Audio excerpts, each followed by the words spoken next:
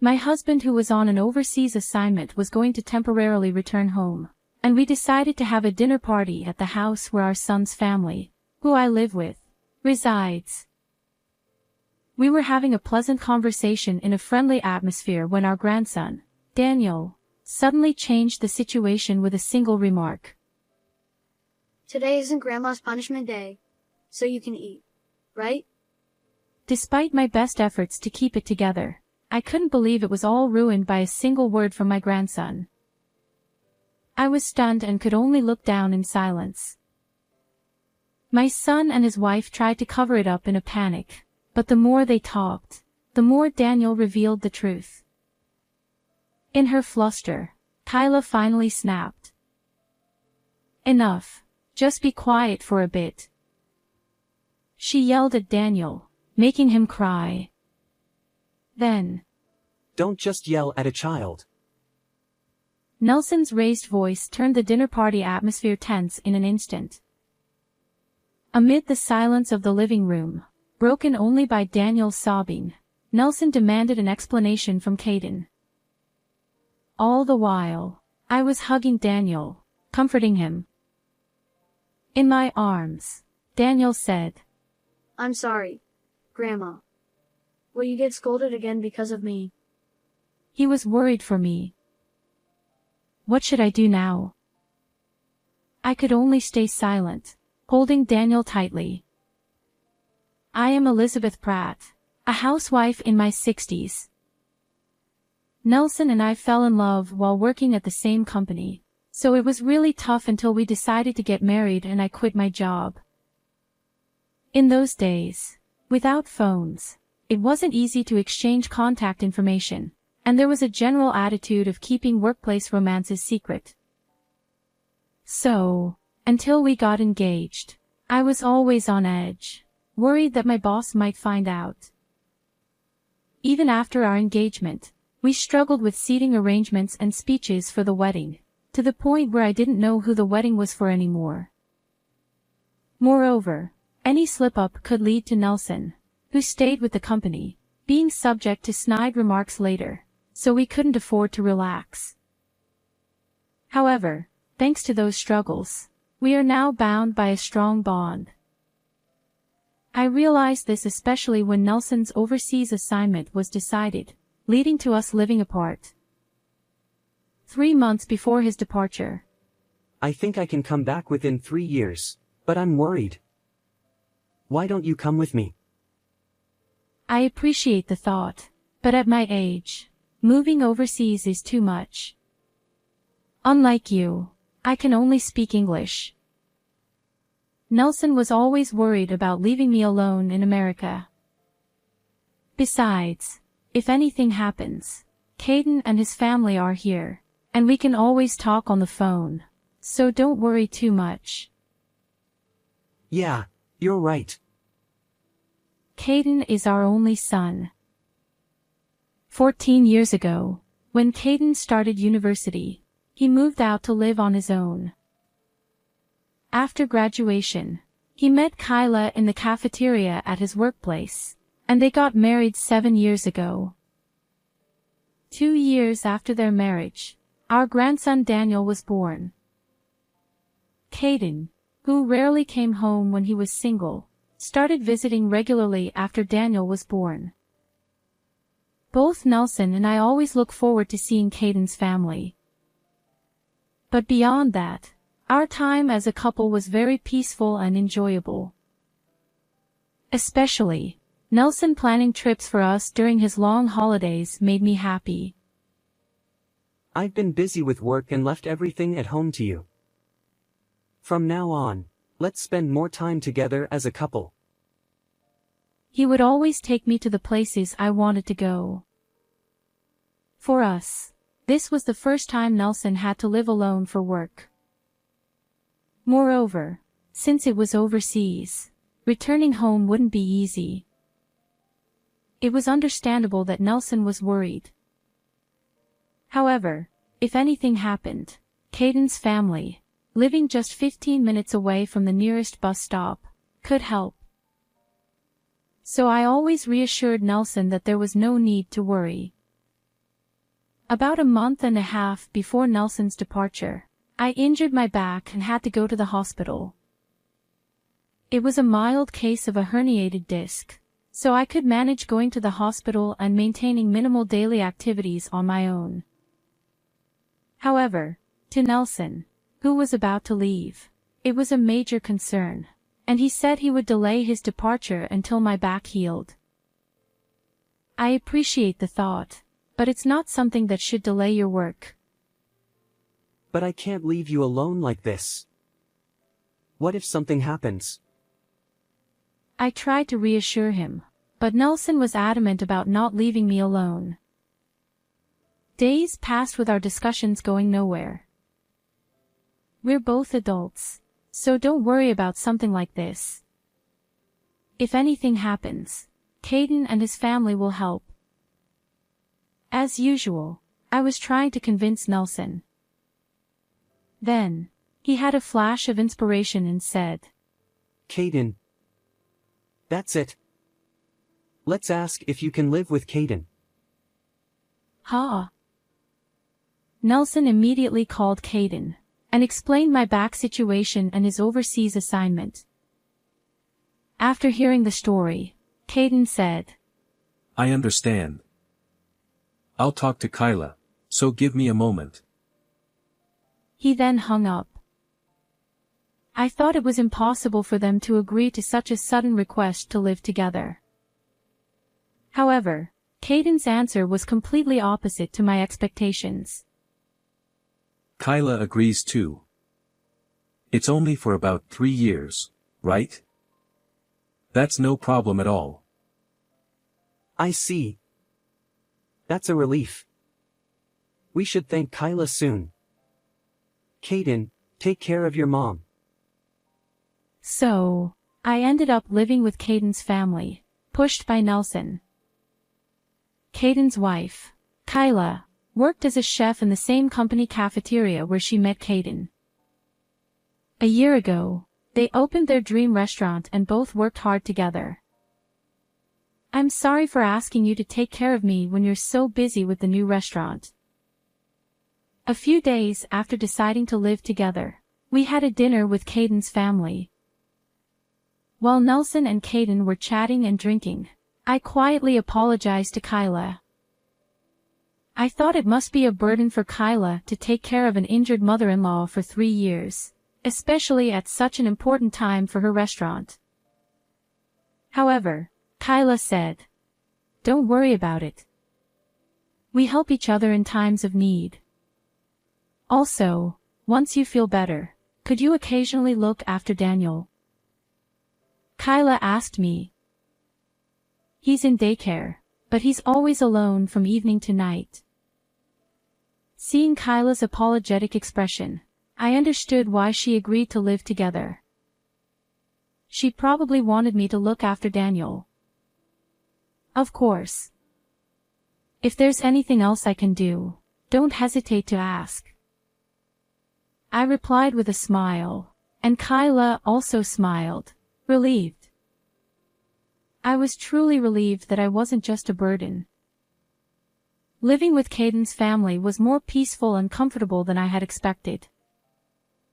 Not only did they accept me willingly, but they also provided me with a room of my own since they had an unused one.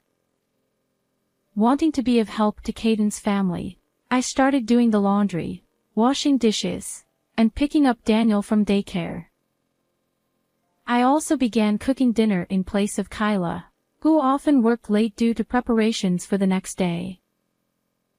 Caden and Kyla always expressed their gratitude, and I could spend all my time with my adorable grandson.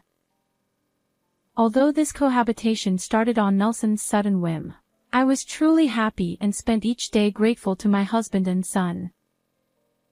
However, this happy time did not last long. The trigger was an innocent comment Daniel made during dinner. I like Grandma's food better than Mom's. Oh dear, thank you. There was no way my simple home cooking could surpass a professional chef, but to Daniel, who had parents running a healthy restaurant, my American-style cooking might have seemed delicious. Additionally, Daniel proudly mentioned that he could eat vegetables he usually disliked if I cooked them. I praised Daniel, telling him he was amazing. To be honest, Daniel's likes and dislikes were very similar to Caden's when he was a child. So, I just made the dishes that Caden liked, and by coincidence, Daniel ate them too. However, this seemed to have struck a nerve with Kyla. "If you like Grandma's cooking so much, why don't you have her cook for you every day from now on?" Kyla's expression was calm, but her tone clearly indicated she was angry. Both Caden and I sensed that saying anything unnecessary would be unwise and continued eating in silence. However, 5-year-old Daniel didn't notice this and said, Really? Yay. I get Grandma's food every day. He was overjoyed. Seeing Daniel's reaction only made Kyla's mood worse. Since then, I started preparing all meals for Caden's family. Being a housewife, cooking was no burden at all. The problem was that Kyla's gaze became increasingly sharp as she watched Daniel and Caden enjoying my food. Moreover, Daniel began to call for me for everything. Bath time, reading stories, getting dressed, drawing, bedtime, no matter what it was, he called for me. I responded happily because I loved my grandson, but Kyla might have felt as if her child was being taken away. "Elizabeth, please don't spoil Daniel. This is why old people are annoying." "Oh, I'm sorry. I'll be careful." Before I knew it, Kyla's attitude towards me had become cold and filled with resentment. For months after my husband went overseas, Kyla came to me with a proposal. "From today, in lieu of rent, you will do all the household chores." When I asked why she suddenly said this, Kyla explained that it was unfair to provide food and utilities for an additional adult for 3 years without compensation. She wanted me to repay this inconvenience through labor. "Your back pain is healed, right? Then from now on, work properly." Her cold gaze and matter-of-fact tone left me speechless. Was this really the same Kyla I knew before living together? Though I was terrified by how much she had changed, I decided to comply silently. After all, she had a point. Expenses had increased with one more adult in the house. I understood her desire to offset this through chores. I resolved to be more considerate of Kyla and reduce her burden. By doing so, I hoped she would calm down and things would return to how they were. At that time, I genuinely believed that with effort, we could restore our good relationship. However, this hope was soon shattered. When I folded the laundry, I was scolded for doing it poorly. When I washed the dishes, I was berated for doing it badly. When Daniel showed affection towards me, I was accused of bribing him with food to win his favor. No matter how hard I tried to be considerate, it only seemed to provoke Kyla more. Still, I continued to handle household chores for the sake of my son and his family. The only solace I found was that Daniel and Caden enjoyed my cooking and finished their meals. However, even this soon became a problem. What's so great about this old-fashioned home cooking? It's bland, unattractive, and inedible. After saying this, Kyla would head to the kitchen, cook a meal for herself, and eat alone. The atmosphere at the dinner table was icy, as if we had seen a ghost. I was too scared to move, fearing what harsh words Kyla would say next. Daniel, sensing the tension, lost his appetite and left his meal unfinished. When dinner ended and I stood up to clear the dishes, Kyla called out in a cold, low voice, Elizabeth, sit down for a moment. Dreading the reprimand, I sat back down and cautiously looked at Kyla's face, which was more hostile than ever. I'm a professional. When I cook, it incurs a cost. Do you understand? Yes, I understand. I forced out a response. Since you made me cook outside of work, you need to be punished. The word punished sent a chill down my spine. What more could she do when I was already feeling so broken? With my fingers growing cold and clammy with sweat, I waited for her words. Kyla twisted her mouth into a sneer and said, "No food for you tomorrow," before leaving the living room. I was momentarily stunned by the lack of insults or verbal abuse. Is this really all? I had never experienced such a light punishment, which made it all the more frightening. The next day, when I actually went without food, I quickly understood the severity of this punishment. Even when I felt faint with hunger, I wasn't allowed to rest from household chores. Moreover, I still had to prepare meals for Caden's family, my stomach constantly rumbling. Running errands became a battle against fainting from hunger. I began to think that enduring her insults at home was far better than this. Such punishment occurred 3 times a week. Caden, who could have been my only ally, was too busy appeasing Kyla to be of any help. In fact, he had recently started joining Kyla in berating and exploiting me. The only consolation I had was my grandson Daniel, but even that was restricted since Kyla would scold him if she saw him being kind to me. I had to limit my interactions with Daniel to the bare minimum. The room that was meant for me had turned into a storage space, leaving no place to stretch out and sleep. I had become less than a burden. I often thought of returning to my home to escape this treatment. But the thought of my husband worrying about me overseas kept me from acting on it. At most, it would be 3 years. If I could endure, everything would be fine. Living in constant fear of Kyla's anger, I continued my hollow existence. A little over a year after my husband went overseas, one day he called. Hi, Caden. It's sudden, but I'll be back next week for a short visit. How about we all go out for dinner? Next week? That's too sudden. How about we have dinner at our place instead? Sure, that sounds good. By the way, how's Mom? Every time I call, I'm told she's busy with Daniel, so we hardly talk. Yeah, she's fine. We'll see you next week then. Caden ended the call abruptly. At dinner, he shared the news with Kyla and me.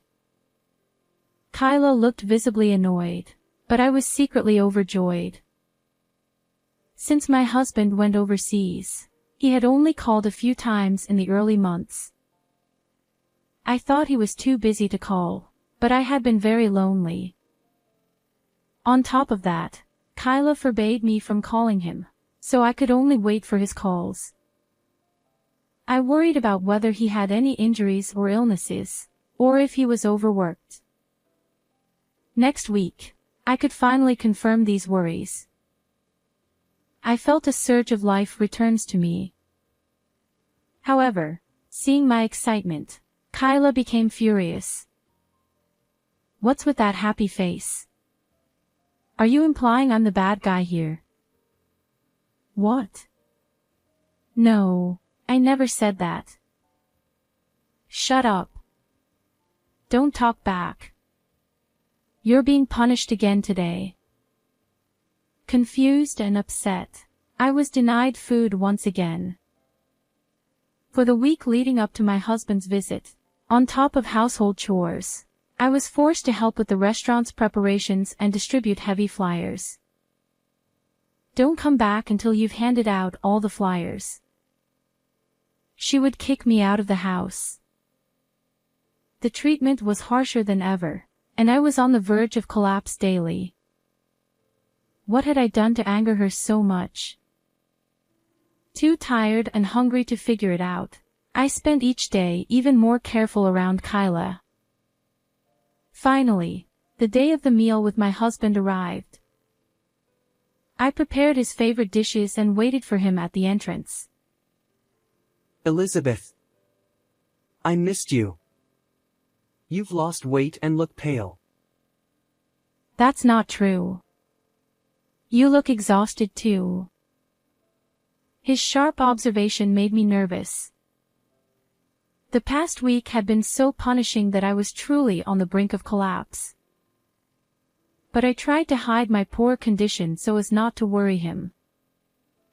Still, my husband's concern deepened as he continued questioning. I've been calling regularly, but you never answer. Has something happened here? What? Regularly? Since when? Since I went overseas, I've called twice a month. I was always told you were busy with Daniel. I had no idea he had been calling so frequently.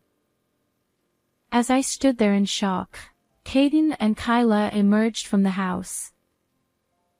They greeted my husband with smiles and led him to the living room.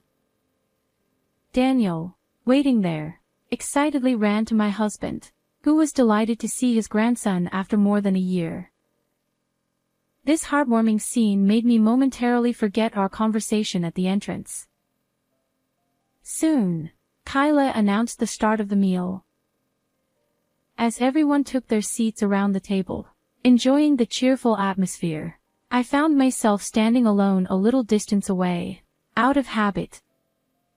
Noticing this, Kyra called out to me in a flustered tone. Elizabeth, what are you doing? Please sit down quickly. Startled, I hurried to sit down. My husband watched this scene with a curious expression. If I make another mistake, I might suffer more severe punishment later. With that thought in mind, I decided to focus on assisting my husband by serving food and drinks. Thanks to this, the meal continued peacefully without any further incidents.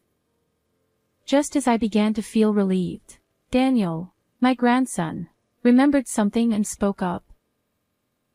Hey, Grandma doesn't have punishment today, right? It's good she can eat. Daniel's cheerful smile caused Kyra and Caden to turn pale, their hands and shoulders trembling, their eyes darting nervously. Anyone could see something was wrong, but they forced smiles and desperately tried to cover up Daniel's words. The more they talked, the more Daniel, oblivious to the situation, kept speaking the truth. Panicking, Kyra finally snapped. Just be quiet for a bit. She yelled, causing Daniel to burst into tears. Seeing this, my husband raised his voice in anger. Don't shout at the child like that. The pleasant meal instantly turned tense. In the now silent living room, only Daniel's crying could be heard. My husband, with a voice lower and heavier than I had ever heard, demanded an explanation from Caden. I spoke to Elizabeth earlier, and she said she didn't know about the bi-monthly calls. What's going on? Well, that is. I mean. Facing his father's stern demeanor for the first time, Caden was visibly shaken. My husband's persistent questioning led Caden to confess everything about their treatment of me. Throughout this, I held and comforted Daniel. Despite fearing more scolding from Kyra later, I couldn't leave my sobbing grandson. Sorry, Grandma. Will you get scolded because of me? I gently stroked Daniel's head. Don't worry. Daniel, you did nothing wrong. I reassured him as best as I could. After about 10 minutes of questioning, my husband, overwhelmed with disappointment, buried his head in his hands. Discovering that his son and daughter-in-law had been mistreating his wife was hard to believe. Adding to his distress was the fact that he had proposed the cohabitation and had supported the restaurant's opening. The shock was immense. I trusted you both, which is why I supported Elizabeth living with you and helped with the restaurant funds. What were you thinking? After pondering for a while, my husband suggested ending the cohabitation. He also demanded the immediate return of all the living expenses he had sent during this period. Hearing this, I was shocked. What? Wait a minute. What living expenses? You didn't know about that either. Seeing me shake my head, my husband looked even more dejected and glared at Caden and Kyra. According to him, when the cohabitation was arranged, it was agreed that he would send $300 monthly for my living expenses. Caden was supposed to inform me about this arrangement later. But I had never heard anything about the remittance. Instead, I had been told to work to cover living costs and had been treated like a servant. Upon learning this, my husband, in a steady and grave voice, demanded Caden return all the money. All of it. The restaurant funds and the living expenses. Return everything. Hearing this, Caden and Kyra turned pale and began apologizing, even bowing down to my husband. Kyra explained that despite 2 years since opening, the restaurant had been struggling, which fueled their resentment toward me for living comfortably with Daniel. Caden admitted to keeping the remittance for themselves and preventing my husband's calls to hide their actions. Although they apologized and promised to change, my husband's anger did not abate. He took me back to my family home and, during his short stay, retrieved all the money he had given Caden and Kyra. Before his departure, he arranged for me to stay at a business hotel, ensuring my safety until he could return from overseas. I'll arrange to come back to the US soon. The hotel staff will keep you safe until then. Though I felt staying at home was enough, I agreed, not wanting to worry him further. Hotel life proved to be comfortable, and my health and spirits improved remarkably. In less than a month, my husband returned. The hotel bill was staggering, but he was relieved to see me looking healthier. I felt profoundly grateful to have such a caring husband. Back home, Caden and Kyra frequently visited, pleading for more financial support. However, the trust once broken could not be restored. Their restaurant, struggling even more, eventually closed within 2.5 years. Their dreams shattered, and their marriage fell apart. Kyra left, taking only her belongings, leaving Caden with their son, Daniel. Caden, now burdened with debt and child-rearing, turned his life around, finding a new job and working hard. To support him, I began caring for Daniel again. Though we provided no financial help, I took care of Daniel when Caden worked late. Daniel, soon to be a primary school student, proudly showed off his new backpack. Look at this backpack. It's so cool with this gold part. Thank you, Grandpa and Grandma. Watching Daniel, full of pride, always brought me joy. My husband and I look forward to supporting Daniel and hope Caden finds a kind and compassionate partner. How did you like this story? Please subscribe to our channel. See you in the next video.